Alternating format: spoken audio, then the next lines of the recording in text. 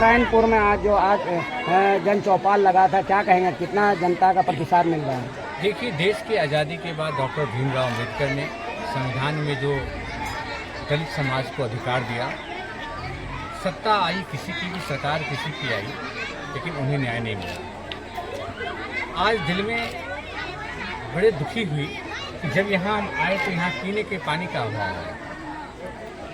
हम किस चीज़ का वादा करते हैं, किस चीज़ की, इसके लिए जिम्मेवार और कोई नहीं है। यहाँ खड़े हम जितने नेता हैं और जो नेता सत्ता में हैं वो सारे लोग हैं। निश्चित तौर से हम भीमराव अम्बेडकर के सपनों को तभी साकार कर सकते हैं जब समाज के अंतिम पायदान को, हर पहलू को उनको न्याय मिल सके। लेकिन क्या यहाँ होता है, समाज के पास समाज के ठेकेदार जो आते हैं, जात के नाम पर, जातीयता के नाम पर वोट मांगते हैं। निश्चित तौर से इस राज्य में चुनाव का बिगुल फूंक चुका है। हम भी किसी पार्टी को नेतृत्व करते हैं, लेकिन मेरी वेदना है, दर्द है इस दलित समाज के लिए, और मैं संकल्पित हूँ। चुनाव का निर्णय जनता करती है, लेकिन मेरा निर्णय मैं स्वयं करता हूँ, और मुझे पता है इस दलित समाज के लिए मुझे संघर्ष करना है। इसलिए आप जान जाइए, सुल्तानगंज और शाहकुंड में मेरा यह सपना है कि हर पिछड़े और दलित को न्याय मिले, आर्थिक समाज से पिछड़ेपन का न्याय मिले।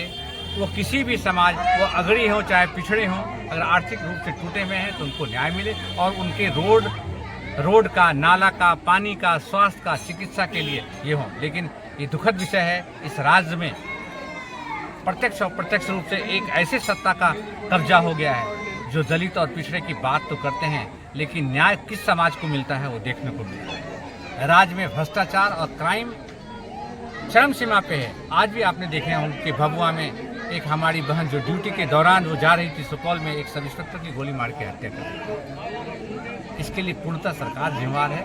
हम न्याय की बात तो करते हैं, लेकिन न्याय मिलता नहीं है। आज हम इसीलिए एक जन चौपाल लगाकर गांव-गांव में जा रहे हैं, उसकी समस्या को जान रहे हैं। जब समस्या जानेंगे तो हम ऊपर बात करके इनको न्याय दिलाने का काम करेंगे। जैसा कि लोग कह रहे हैं इस गांव में आने का रास्ता भी नहीं है, जाने के जो बोल रहे थे बीच में, क्या रोड लगता है? नहीं है, जो मूलभूत समस्याएं हैं, रोड, पीने के लिए अच्छी पानी नहीं है।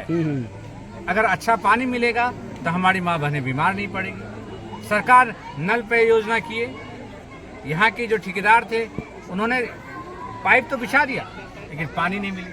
ठेकेदार क्या करेंगे? ऊपर से कमीशन बेस बना हुआ है। सत्ता आज भ्रष्टाचार में डूब चुका है।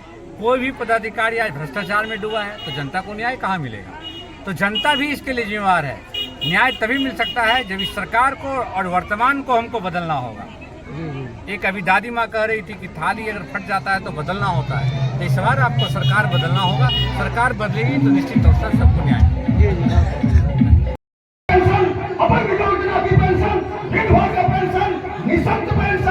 जिन्हें आज तक कभी सरकार ने देखने का काम नहीं किया, मेरी सरकार यानी महागठबंधन की सरकार बनती है तो मेरे भाइयों और बहनों, मेरे माता पिता, मेरे विधवा माई और बहन को 1500 रुपया यानी 1500 रुपया महीना आप लोगों के खाते में देने का काम किया जाएगा।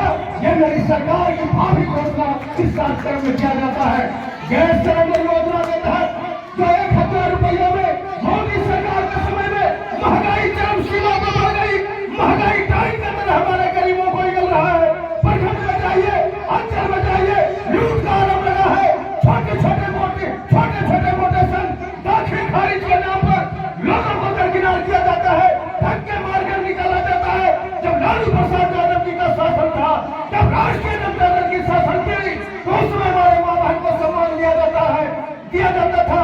मुझे याद है इसी चक्रनारायणपुर में लालू जी के शासनकाल में एक बार सरकार बनती है महागठबंधन की, तो प्रत्येक माता और बहन के खाते में 2.5 से 5 लाख रुपया तक आप लोगों को आवास योजना में भी देने की सरकार की घोषणा हम लोग पार्टी के लोग आज करने के लिए आए हैं।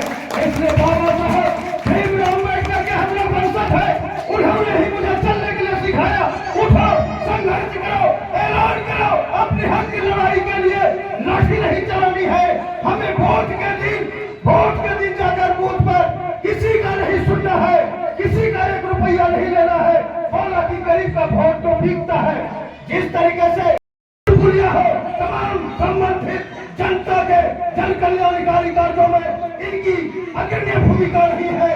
ऐसे योद्धा को आज हम लोग सब हाथ उठा के समर्थन कीजिए, हाथ उठाइए कि हम लोग परिवर्तन करना चाहते हैं और हमारा प्रत्याशी नरेंद्र यादव जी को वोट देकर ज्यादा से ज्यादा मतों में जिताकर सुल्तानगंज विधानसभा के सर्वांगीण विकास में परचम लहराने का काम करेंगे।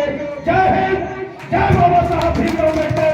इन्हीं शब्दों के साथ साधुवाद देते हैं इस क्षेत्र के तमाम मतदाता भाइयों का हार्दिक शुभकामना देते हुए मैं अपनी वाणी को विराम देता हूँ। जय हिंद, जय भारत, जय भीम।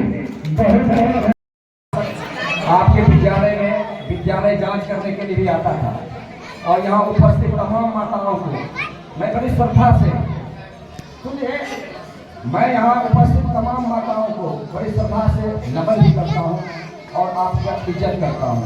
मैं जब आपके विद्यालय में जब भी आया, आप लोग समझ रहे, मैं आपके विद्यालय में जब आया तो आपके यहाँ जितने बच्चे थे बेहद अनुशासन से टिफिन में अपना भोजन करना, युवा और हमारी माँ बहनों, मैं सभी का और यहाँ उपस्थित तमाम हमारे महागठबंधन के सभी वरिष्ठ नेतागण का मैं दिल से खैर मकदम और स्वागत करता हूँ।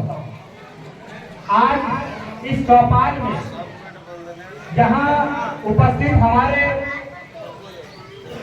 सुल्तानगंज विधानसभा के पूर्व प्रत्याशी और वर्तमान में मंच को संचालित करने वाले हमारे यहाँ के दलित नेता मनोज हरिजन जी हमारे साथ चल रहे संदेश के कंधे मिलाकर राष्ट्रीय जनता दल के वरिष्ठ नेता हमारे अभिभावक साधु यादव जी हर समय बड़े भाई की भूमिका में रहे, टैक्स के अध्यक्ष करुणा साहब, राजद के वरिष्ठ नेता आयुब भाई, आप लोगों के बीच अक्सर प्रखंडों में लड़ने वाले, हॉस्पिटल में लड़ने वाले, आपको न्याय दिलाने के लिए जिला परिषद सदस्य अशोक यादव जी, हमारे बड़े भाई जिन्होंने संघर्ष करने के लिए दलितों के बीच में सिखाया, हमारे अनिल दास जी, जब मैं इंडिपेंडेंट के रूप में भी चुनाव लड़ा था तो उन्होंने उनका सहयोग और आशीर्वाद और अवसर में प्राप्त हुआ। लेकिन बस ये है कि कभी कभी छोटे भाई से भी नाराज हो जाते हैं तो नाराजगी का कारण नहीं पड़ेगा। हमारे साथ चलने वाले तारापुर के विधानसभा के प्रत्याशी संजय यादव जी, युवा कांग्रेस से संघर्ष करते हुए युवा कांग्रेस कमेटी के उपाध्यक्ष अली खान साहब, सकलदेव भैया राजद के वरिष्ठ नेता, सांसद हमारे प्रदेश अध्यक्ष राजद के युवा तेज तरार नेता उमर ताज और रंजन यादव जी, और माफी देना हम लोगों का नाम मैं नहीं ले सका। मुख्य रूप से मैं ये बताना चाहूंगा आपको कि डॉक्टर भीमराव अम्बेडकर ने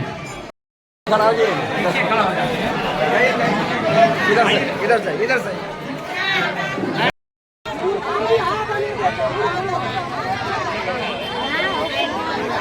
अपनी किस्मत बदलनी है तो सरकार बदलनी है।